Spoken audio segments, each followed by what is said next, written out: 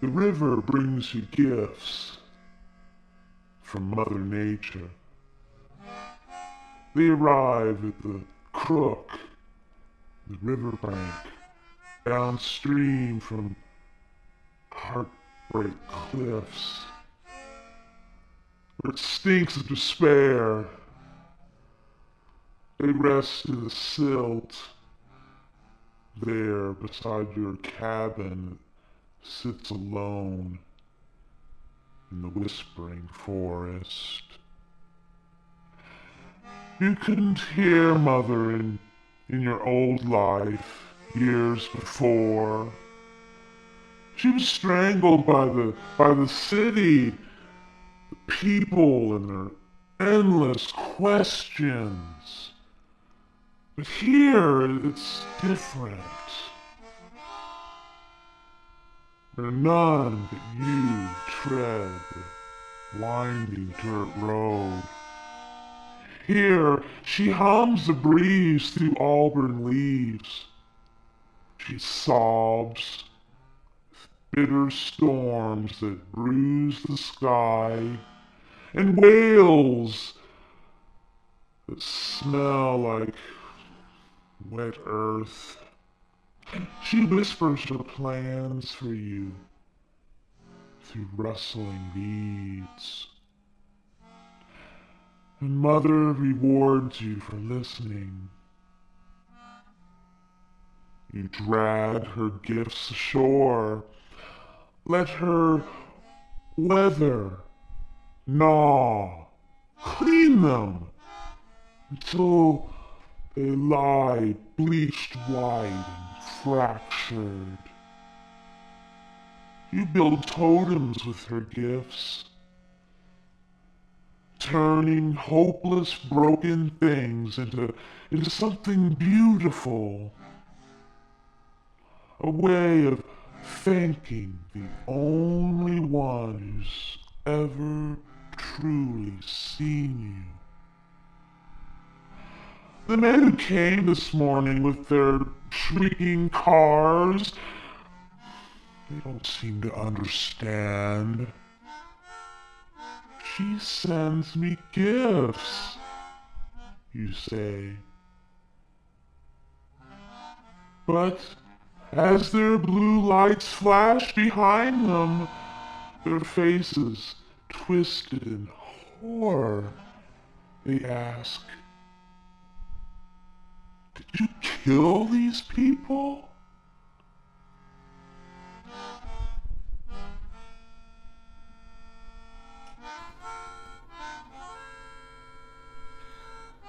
She never had any real ailments or official treatments. Well, the doctors, they made sure of the latter. No. No, she made sure of that. She flew off hospital beds and stuck herself to the ceiling. Damn her, the nurses whispered as they peeled her off the corrugation for the 7th time that day. Oh, she hadn't gone to the ceiling until this visit. Before that, she just evaporated herself into the mattress. And now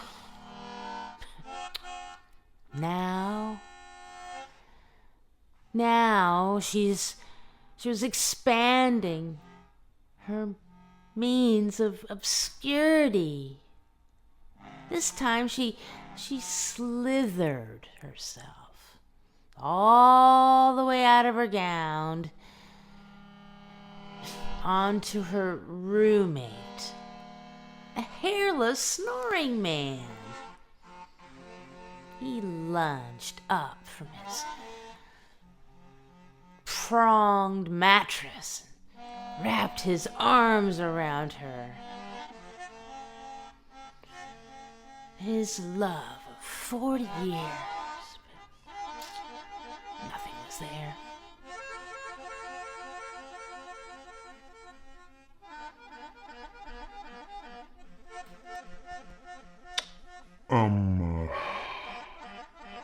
I spoke with my father last night, and my mother, I said. Indeed, said Martin. You realize they're both dead. Yes and no. What do you mean, yes and no? You don't believe in ghosts, do you? And if you said yes and no again, this conversation is at an end. My father explained to me about ghosts 65 years ago, so I may not be word perfect, but ghosts, he said, are ideas in your head. Now, when people die, their souls, they will either cease to exist or they will go to heaven. Dreams, reveries, nobody really dies. I revisited my childhood home. You mean in a dream? In a dream I did.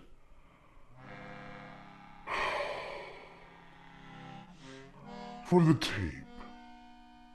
Derek nodded. I think my old friend, Martin, watches way too much detective fiction. My father, who died. When you were 7, you mean that father? Yes, that father. I only had one father. What do you think I'm talking about? Well, he was there. My mother was in the kitchen, and my wife was there too. So I had to introduce her. Mother offered her some tea and 2 stabs at her name, but not going there in the end with some prompting. So what did he say? Who? Dad! Dumbass. God. Okay, well, here's the funny thing. He died in 1959, but he seemed to know everything that happened after that event. I mean, we talked about LGBTQ+, we talked about equality, and, well, I expected to have to argue. You know, argue down his 1950s attitudes, but not a bit of it. Homophobia is fascist, he said, full stop. He wasn't happy with the political scene. He had supported this political ideal of his life, and he wasn't particularly surprised either. Betrayal is implicit in reformation, he said. If things don't alter, they stop as they are. The last bit was just an old family joke. Hilarious. Did he say anything else? Well, he told me how I could find you. Martin was unusually silent at this point. Martin went to the window and looked out at the rain. He told you how to find me? You know, Martin was unusually silent at this point. Martin went to the window and looked out the rain. I just can't believe he told you how to find me. Mm-hmm, that's right, he told me. I'll be damned.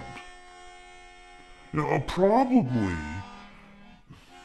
I said, that would have amused the old Martin. He essayed a smile. As watery as the weather.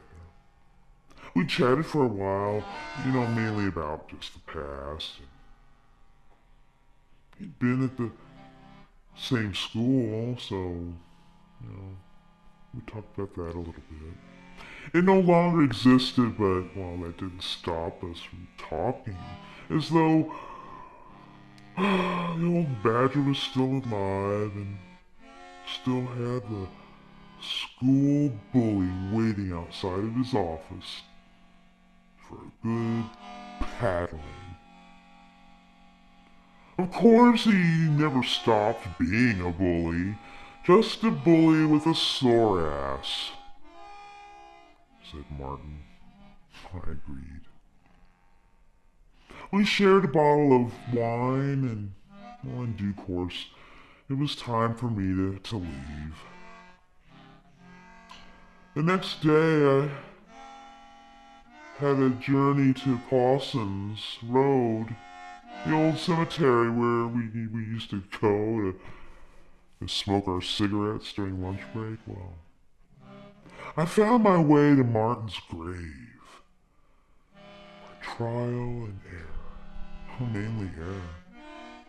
I laid some flowers down and said my goodbyes.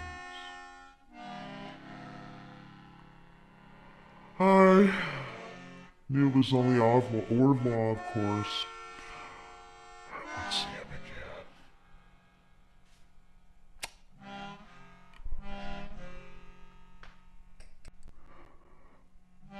The dead are speaking. Speaking from the bedroom box fan. It's my father. Going on and on about his wish, ultimately unrealized, to go and retire to Oceanside Village, but he never had the do-re-mi. Oh, God, now my brother's telling a funny story about a customer. He didn't actually drown, but we all agreed, without saying it, that he was not leaving but drowning. Awakened to my own mortality by their voices, I slipped from the bed, carefully not to disturb my wife. I go sit on the porch. The living speak from the wind that's picking up at universities. Students are toppling statues. For the ones who defend them, my words are inadequate to explain what happens to a dream deferred.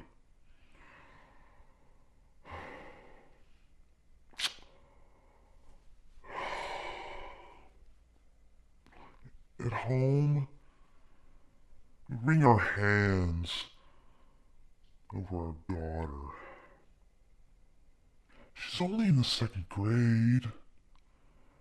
So much depends upon the school board meeting. The not yet living speak from the hard rain that starts to batter the earth. The trees, the roof, our daughter's children, a generation of voices asking questions about the world ending and fire or ice. I can't understand what any of them is asking. It's not likely that I could give them any satisfying answers, but just want to know what they're saying. Stop, I say. One at a time. The door opens. Who are you talking to? No one. Everyone!